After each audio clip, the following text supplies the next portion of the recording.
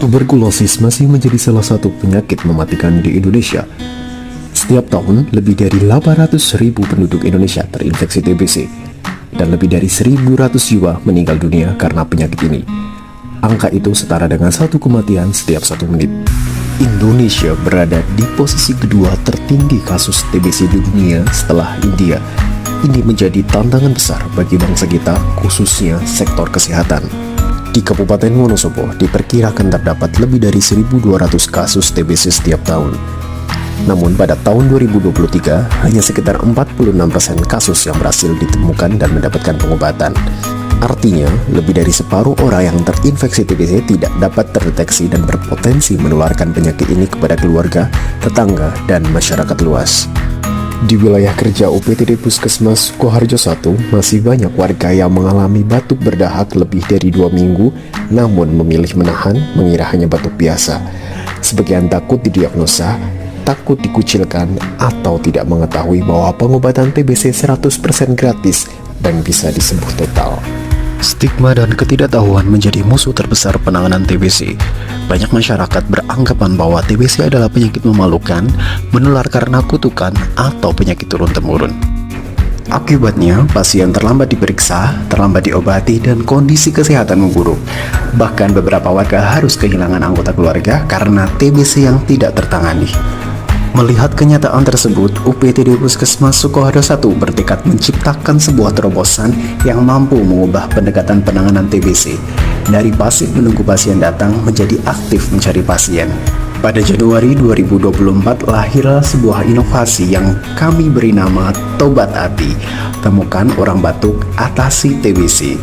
Sebuah gerakan kemanusiaan untuk menyelamatkan lebih banyak nyawa melalui penemuan kasus sedini mungkin dan pendampingan pengobatan hingga tuntas.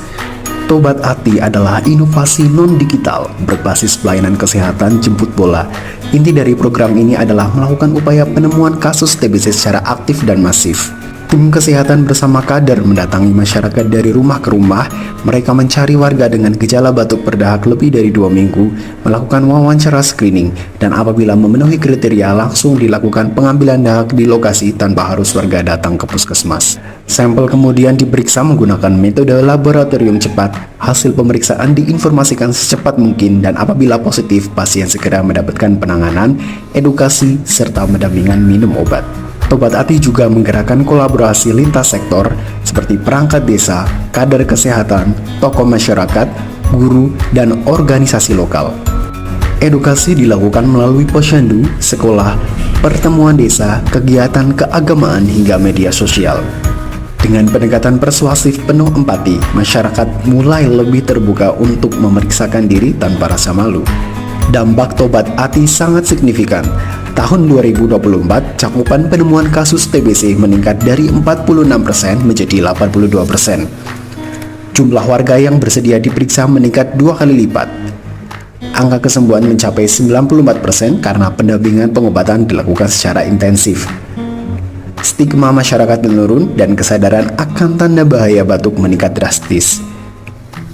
Masyarakat kini memahami bahwa TBC bukan aib, TBC bukan akhir dari segalanya. Dengan pengobatan teratur, TBC dapat sembuh total.